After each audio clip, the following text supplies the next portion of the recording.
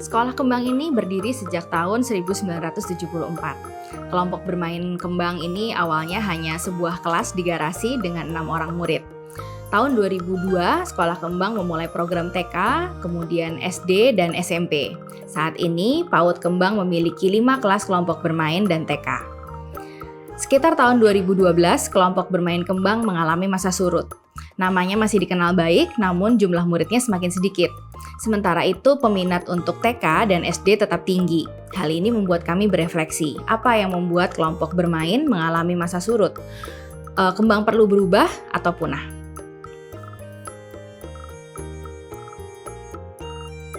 Pada tahun 2012 itu, saya baru menjadi kepala sekolah untuk kelompok bermain TK dan SD. Hal pertama yang saya lakukan adalah mengajak seluruh guru dan tim kelompok bermain berdiskusi dan berefleksi. Saya mencoba menggali lebih jauh bagaimana rutinitas kegiatan di kelompok bermain dan cara kerja guru. Saya menemukan bahwa rutinitas kegiatan di kelompok bermain pada saat itu cenderung monoton dari hari ke hari. Anak-anak terlihat senang, tapi guru belum betul-betul merencanakan kegiatan yang menyenangkan dan bermakna. Saya juga melihat guru-guru masih ragu-ragu ketika harus membuat keputusan atau berhubungan dengan orang tua murid. Sebenarnya, kelompok bermain kami pada saat itu masih memiliki banyak hal baik yang bisa menjadi aset memadai untuk memperbaiki diri. Pertama, kami punya guru-guru dengan masa kerja yang panjang. Mereka memiliki pengalaman yang kaya dan bisa menjalin relasi yang hangat dengan anak-anak. Kemudian kebiasaan untuk berbahasa Indonesia yang baik dan benar juga masih terpelihara dengan baik. Ini sejalan dengan nilai-nilai di sekolah kami. Upaya berubah dan mengembangkan layanan pendidikan di kelompok bermain dimulai dengan memperbaiki proses mempersiapkan, merancang, menjalankan kegiatan belajar yang beragam, bermakna, dan menyenangkan. Kemudian menumbuhkan kebiasaan melakukan refleksi dan evaluasi secara berkala. Lalu meningkatkan kompetensi guru baik dalam pengetahuan tentang anak maupun juga melakukan observasi dan mencatat hasil observasi, dan yang terakhir melibatkan orang tua dalam kegiatan di sekolah. Memulai perubahan tentu banyak tantangannya ya. Pada saat itu saya menemukan dinamika kelompok yang penuh rasa percaya di antara para guru kelompok bermain ini masih perlu dibangun kembali. Kemudian, kunci melakukan perubahan adalah memiliki kebiasaan refleksi. Pada saat itu, ketika guru berkumpul dan ngobrol, mereka jarang merefleksikan kegiatan hari itu. Belum ada pembicaraan mengenai anak-anak dan dinamika yang terjadi di kelas. Maka, agak sulit ya mengubah keyakinan dan kebiasaan. Maka untuk berubah, kami memiliki acuan utama.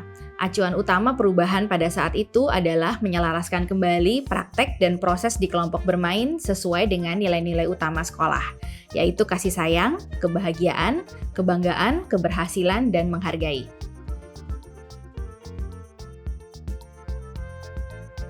Perubahan dilakukan dengan hal-hal sederhana, misalnya dengan membuat rapat mingguan rutin untuk guru-guru PAUD.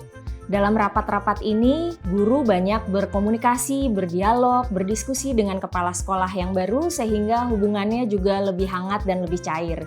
Kepala sekolah juga menggunakan rapat mingguan ini untuk membahas satu artikel tentang pengasuhan atau pendidikan bersama guru-guru. Sehingga dengan cara itu, pengetahuan dasar guru tentang pendidikan anak usia dini mulai berkembang. Misalnya, mereka jadi tahu, ternyata ada aspek-aspek perkembangan murid.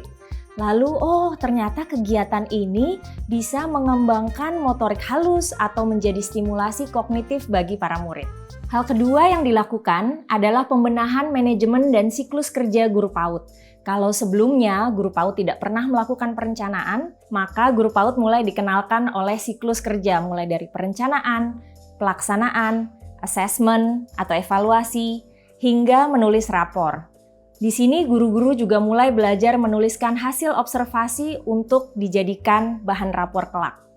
Yang ketiga, kami berupaya menyediakan sistem dukungan bagi guru-guru PAUD ini. Kami sadar cakrawala baru yang terbuka dan terbentang ini adalah tantangan yang besar bagi mereka. Kami berupaya memberikan sistem dukungan bagi guru-guru PAUD yang sedang berubah ini. Salah satunya dengan cara memberikan pendampingan one-on-one kepada guru-guru PAUD. Satu guru PAUD didampingi oleh satu mentor. Mentor bisa berupa kepala sekolah atau guru-guru SD. Mereka didampingi ketika menulis hasil observasi ataupun mengolah hasil observasi ini menjadi rapor. Dan ini sungguh-sungguh menantang untuk mereka, karena ini pertama kalinya mereka bekerja menggunakan laptop. Jadi mereka belajar dari dasar, mulai dari menyalakan laptop, membuka aplikasi Word, mengetik, hingga mengedit dan menyimpannya. Jadi sungguh salut untuk daya juang dan ketekunan guru-guru PAUD dalam berubah.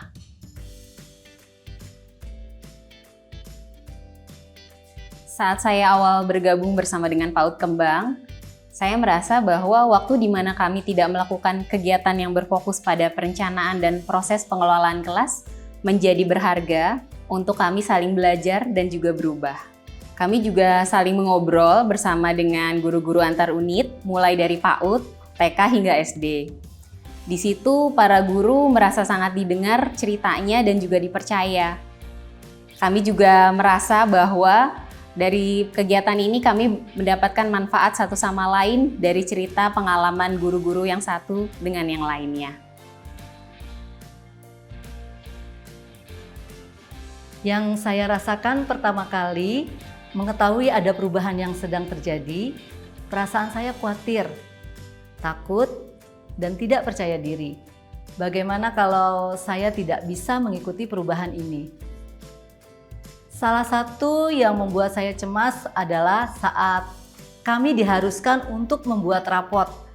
Bukan hanya tentang membuat rapotnya saja, tapi juga tentang penggunaan teknologinya. Sebelumnya, kami tidak pernah menggunakan komputer. Kalau untuk rapotnya sendiri, kami belajar memilah hasil observasi mana yang akan dimasukkan ke dalam rapot dan bagaimana menuliskannya sehingga orang tua mudah mengerti isi rapot kami.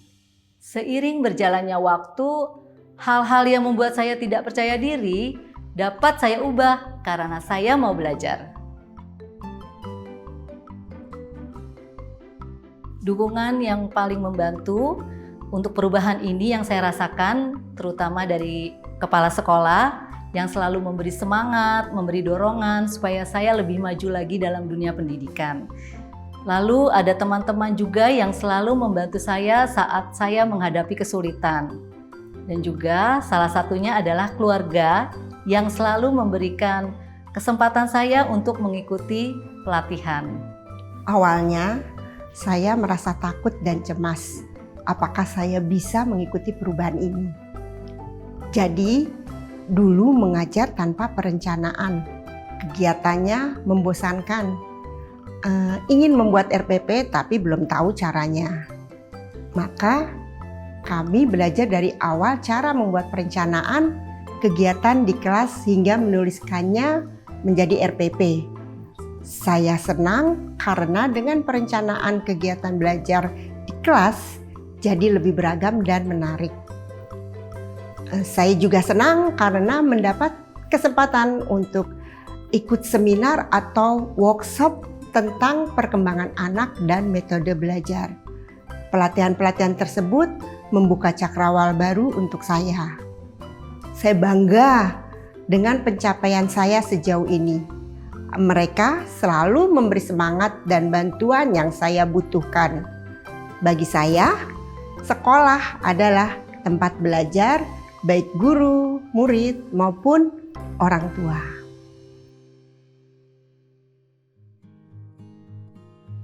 Dalam perubahan, tidak ada titik mulai dan selesai. Perubahan sendiri adalah sebuah siklus. Ada titik mulai, proses, evaluasi, refleksi, dan kembali lagi ke titik mulai. Kunci untuk dapat melakukan perubahan dengan konsisten adalah dengan menyadari nilai-nilai yang kita yakini sebagai sebuah komunitas, lalu menginternalisasikannya dalam proses bekerja dan berubah. Jika ditanya, bagaimana menghadapi para guru yang enggan berubah? Saya akan menjawab, perubahan pasti akan terjadi.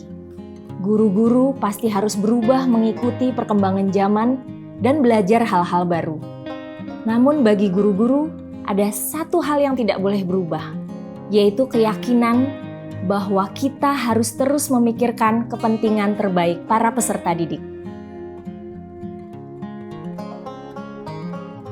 Ada miskonsepsi bahwa perubahan itu hanya dapat dilakukan dengan membekali guru dalam sebuah pelatihan di awal periode, kemudian guru diharapkan siap melakukan perubahan sampai tuntas. Saya tidak melihatnya demikian. Perubahan ini adalah sebuah siklus yang di dalamnya terdapat fase refleksi dan evaluasi, kemudian ada tindak lanjut. Refleksi menjadi titik kunci dalam siklus perubahan dan perlu dilakukan secara berkala. Tanpa refleksi, tidak ada perubahan yang bisa terjadi.